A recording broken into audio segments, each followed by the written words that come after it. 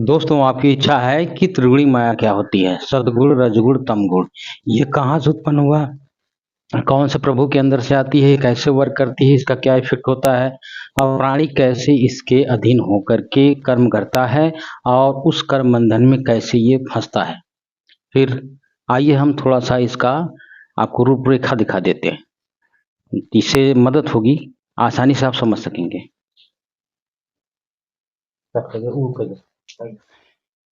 ये है ओम, काल ब्रह्म, जो 21 ब्रह्मांड का प्रभु है। और इसका नाम है काल निरंजन भी कहते हैं, इसको ज्योति निरंजन, सदाशिव, क्षर पुरुष भी कहते हैं। ये तीन रूप धारण करता है: महाब्रह्मा, महाविष्णु, महाशंकर। महाब्रह्मा जो है रजगुण रूप में रहता है, ये सदगुण रूप में रहता है महाविष्णु। महाशंकर तमगुण रूप में रहता है। ठीक है। अब ये महाब्रह्मा फिर एक नया ब्रह्मा उत्पन्न करता है, रजगुण जो होता है। विष्णु उत्पन्न करता है जो सदगुण होता है। ठीक है। इसी तरह से महाशंकर शंकर उत्पन्न करता है जो तमगुण होता है। इस तरह से ब्रह्मा जी, विष्णु जी, शिव जी उत्पन्न हो गए।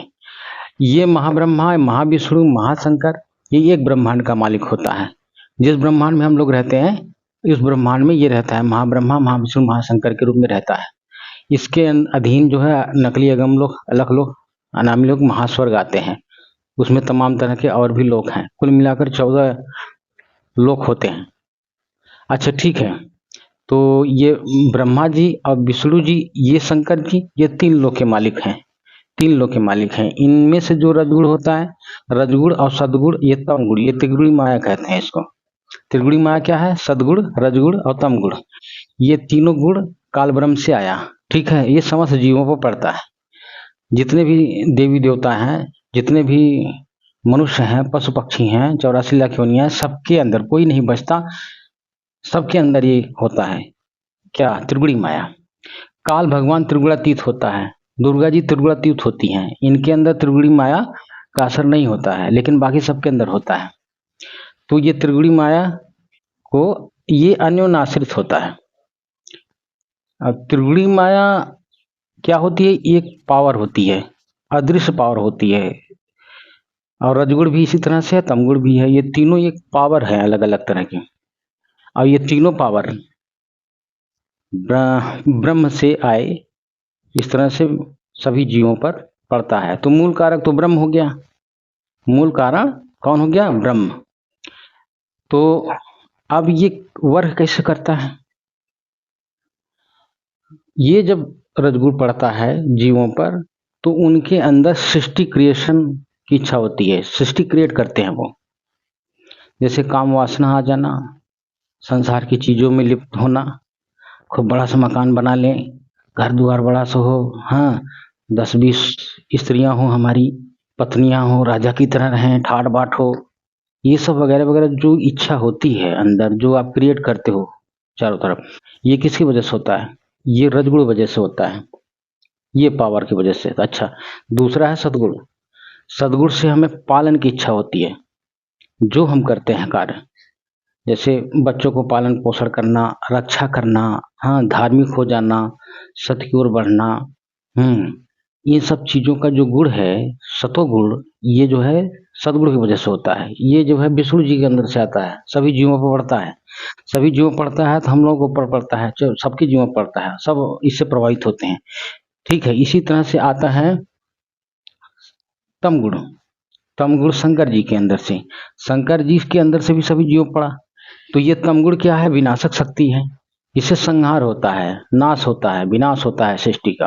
कैसे विनाश होता है? लड़ाई झगड़ा करोगे, आपके अंदर ऐसा गुण ही है, आपके अंदर क्रोध आएगा, अहंकार आएगा, सब कुछ मिक्स होगा, अब लड़ाई कर जाएंगे आप।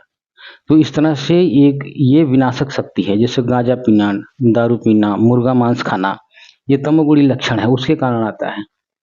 जो जो इनकी भक्ति करेगा वो रजोगुण से युक्त हो जाएगा, इनकी भक्ति करेगा सतोगुण युक्त हो जाएगा, इनकी भक्ति करेगा तमोगुण शक्ति आ जाएगी, जैसे रावण और महिषासुर।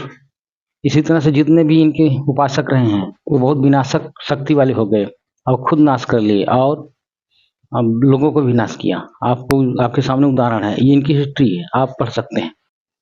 अच्छा, यहाँ पर देखिए, तो अब ये वर्क कैसे करता है, अभी इस पर हम बात करेंगे। सतगुण, रजगुण, तमगुण ये वर्क कैसे करता है, बातें हैं। ये ये जो प्रभाव पड़ेगा हमारे ऊपर तो हमारे अंदर भी वही गुण आएगा। ये पड़ेगा तब भी आएगा, ये पड़ेगा। और रहता है तीनों गुण, सब में तीनों गुण है। कुत्ते बिल्ली सब में, 84 लाख योनियों में, देवी देवताओं में, अप्सरा रंभा परिया सब में ये तीनों गुण है। और तीनों गुण में किसी में कम किसी में ज्यादा, ये रेशियो ऊपर नीचे होता रहता है। कभी सतोगुणी वो आदमी हो जाएगा, वही फिर रजोगुणी हो जाएगा, फिर तमोगुणी हो जाएगा। तो ये एक दूसरे के ऊपर ऊपर नीचे होता रहता है, यानी एक के बाद एक आता रहता है। कुछ इस तरह से बात समझिए, अनुनासित है ये इस तरह से। जैसे सतगुण है, सतगुण के कारण क्या आ गया, रजगुण। और रजगुण के कारण क्या आ गया, सतगुण। ऐसा भी होता है। इसी तरह से क्या आ गया, रजगुण के कारण तमगुण आ गया, और तमगुण के कारण रजगुण आ गया। तो ऐसा बात नहीं है, ये तमगुण के कारण सतगुण भी आता है और सतगुण के कारण तमगुण भी आता है। ये अनुनासित इसी को कहते हैं, एक दूसरे पर डिपेंड है ये। जैसे वो आपको उदाहरण बताएं, एक तमोगुणी व्यक्ति है, मान लो एक तमोगुणी व्यक्ति है, बहुत जो है लड़ाई झगड़ा करता है, दारू पीता है, मारपीट करता है, इसका स्वभाव रहा है, तमगुण की ज्यादा उपयुक्तता है उसमें। लेकिन जब वो किसी अन्य जगह लड़ाई हो रहा होता है तो वहां जाकर बीच बचाव करने लगता है। यही तमोगुणी व्यक्ति जो है क्या किया, कहीं मारपीट हो रहा है, अन्य तमोगुणी दो व्यक्ति लड़ रहे हैं, तो वहां कहेगा अरे रे रे रे रे, लड़ो मत भाई। तो ये संभव है कि वहां पर सतोगुणी हो जाए। तो एक जगह तमोगुणी था तो यही सतोगुणी हो गया, तो सतोगुणी आ गया इसके अंदर, उस व्यक्ति के अंदर।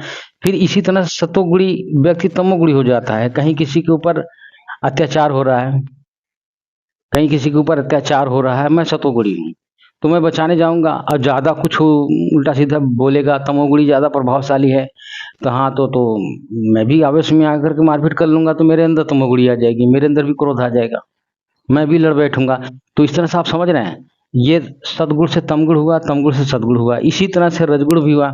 मान लीजिए किसी के अंदर रजोगुणी मतलब काम वासना, काम वासना। अब काम वासना क्या है, आप जानते ही हैं। आप किसी के अंदर काम वासना जागृत हो गई और उसको न मिला तो उसको तमो गुस्सा आकर के हत्या मर्डर भी होता है।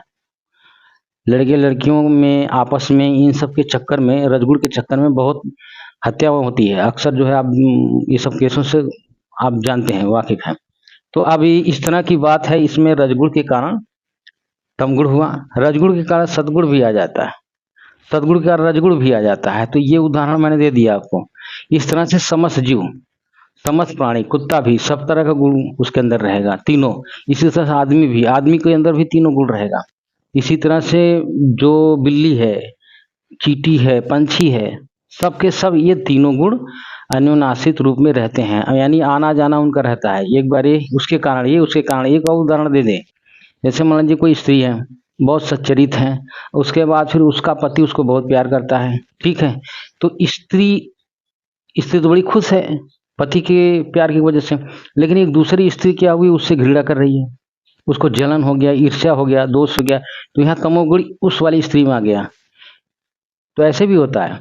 तो यानी एक पार्टिकुलर एक व्यक्ति में तीनों गुण हुआ, तो एक व्यक्ति दूसरे व्यक्ति की वजह से भी उसके अंदर गुण चेंज हो जाते हैं, तीनों गुण। तो ये हुआ अन्योनाश्रित, एक दूसरे से को रिलेट करते हैं, इनका संबंध है एक दूसरे से। ये हुआ अन्योनाश्रित, ये समस्त जीवों के साथ होता है। इससे आपकी जान नहीं बचेगी। क्या करना है, अब ये जो ब्रह्मा जी हैं, विष्णु जी आपस में लड़ गए थे, ब्रह्मा जी भी और विष्णु जी भी सब आपस में क्यों लड़े, ये तो सतोगुणी थे, इनके अंदर क्यों आया गुस्सा। तो ये जो रजोगुणी थे और सतोगुणी थे, इनके अंदर भी ये गुण प्रभावित होते हैं एक दूसरे के। ये नहीं कि ये रजोगुण इनके अंदर है तो इनके अंदर ही रहेगा। ये रजोगुण जो है ब्रह्मा जी की वजह से विष्णु जी के अंदर आ गया, विष्णु जी के अंदर इनके अंदर आ जाएगा, ये एक दूसरे, समझ ना, ये सब बातें होती हैं। तो सभी प्रभावित होते हैं एक दूसरे से, इसलिए इनकी हिस्ट्री में है सब। लड़ाई झगड़ा इनसे भी होता है, देवी देवताओं से भी होता है, ये भी विनाश करते हैं और जन्म मृत्यु में रहते हैं। तो ये भी बहुत ऊंचे दर्जे के नहीं है जो आप इनके चक्कर में पड़े हो। आप पूर्ण ब्रह्म, परम अक्षर ब्रह्म के चक्कर में पड़ो, उससे आपका काम होगा। और उसके संत के चक्कर में पड़ो, उनके संत रामपाल जी महाराज हैं। अब नहीं मानते मत मानो, गुस्सा आए, चिढ़ते हो चिढ़ो, लेकिन सच्चाई हो जो मैंने कह दिया। अब उन्हीं का मैं शिष्य हूँ और मैं सच्ची सच्ची बात बता रहा हूँ।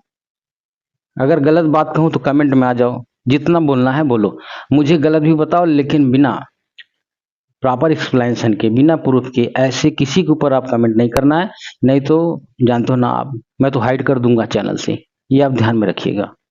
ठीक है, नेक्स्ट वीडियो में सत साहेब।